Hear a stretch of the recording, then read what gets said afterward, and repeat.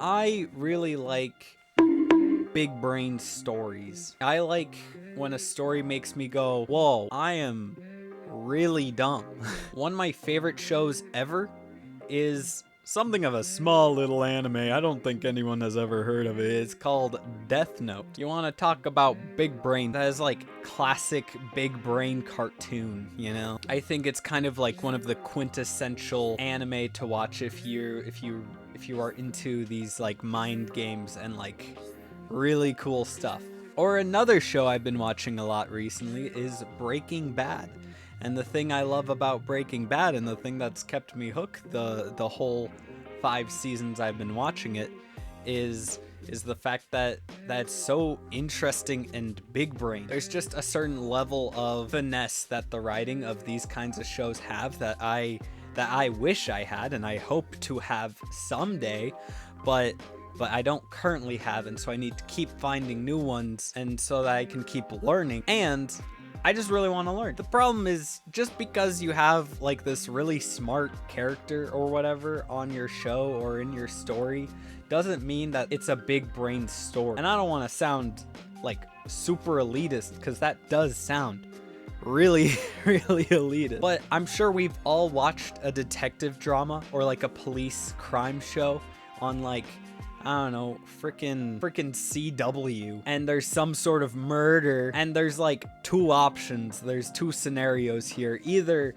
you're right and you guessed it in the first episode, or you're wrong, because it's such a wild and hardcore twist that it doesn't really feel logical to be able to say that you could have figured it out. Or even when they try to give you some sort of logical explanation as to like why it makes sense that this person did this thing, then it just doesn't really add up, and you almost feel cheated because you don't feel like you could have figured it out yourself. And the problem with all this is I don't really know what boils down to the difference between your average like CW mystery story and your really complex big brained shows like Death Note. But I do have a couple ideas to start out with. This is something I'll definitely want to look into more, but I want to throw the ideas out here right now and see what other thoughts there are on this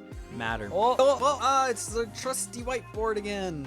Let's say, oh boy, this like piece of wood is the MC, or like main character. And let's say your character moving through the plot is represented by these waves. Ooh, big, scary.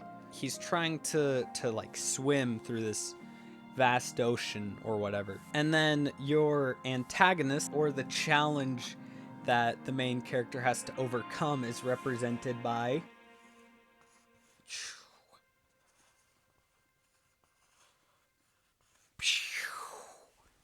ooh, fill that in a little bit, make it scary. Ooh, clouds, so scary. Why are they red? I don't know. Red is a scary color. Unless it's your skin color, because that would be racist to say. See, you can't say you didn't learn anything about politics or society from my channel. Although, if you do say that you learned something about politics or society from my channel, oh boy, that's a code red Mayday situation. Why do I depict a story like this? Well, I think it's a cute little gimmick to the video, but also this is how it kind of feels when I experience a story sometimes. It feels like the main character is this piece of like driftwood being pushed by the waves and being pushed by this storm, and the ultimate thing is that, you know, your main character has to push through the storm, or has to overcome the storm to be able to overcome and, you know, achieve victory in the story or whatever. However, what I really like in a story, or at least what I'm theorizing with what I like to see in stories, is when it doesn't look like your main character is just this piece of wood drifting through the sea. Maybe sometimes, right?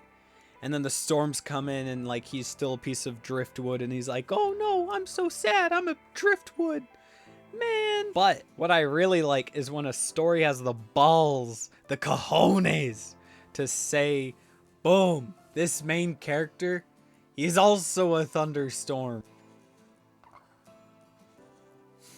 This is the worst. That's... oh boy.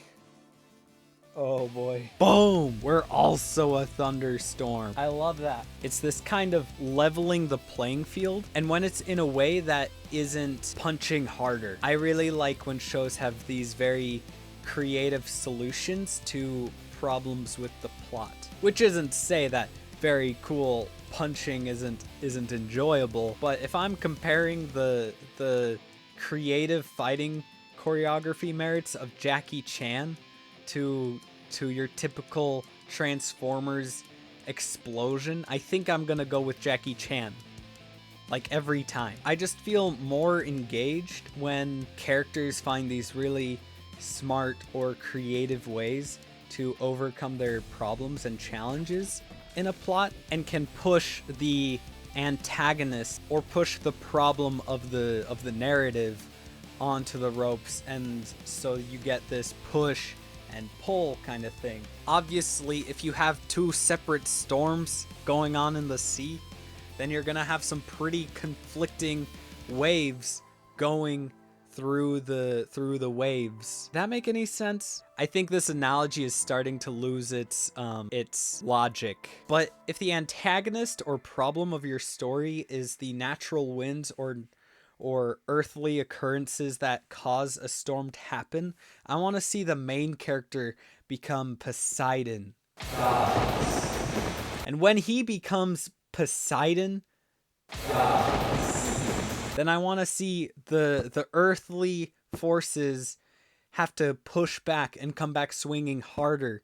And then you build up this tension and this suspense till it can finally reach an epic climax. And the ending feels just so well earned. So that is some of my little brain teaser theorizing here. My evil genius going into full throttle, because now I'm crowdsourcing. I've explained things that keep me engaged in this video. I've explained things that I like to see in storytelling and things that I wish I was better at in storytelling. So, you have a job. I want you to tell me your favorite story that closest matches what I've talked about here in the comment. And then if I can actually get a few shows, movies, books, what have you under my repertoire, then maybe I can make another video where I go in further depth and can clarify further, because I'll be so much of a bigger brain Chad. So if that's something you want to see, then please leave a like. Share this with your friends or anyone you think who knows of any of these really cool, interesting stories, so that I can build up a further expansive knowledge and hopefully be able to make more evil and dubious theories like this in the future. Maybe even check out some of my other videos. If you like some of my other videos and you want to see more, then subscribe as well, so that you'll be notified when I make a new video. I hope you can experience peak engagement in storytelling. I hope you can appreciate the little things in life, but more importantly, I hope you appreciate the friends we made along the way.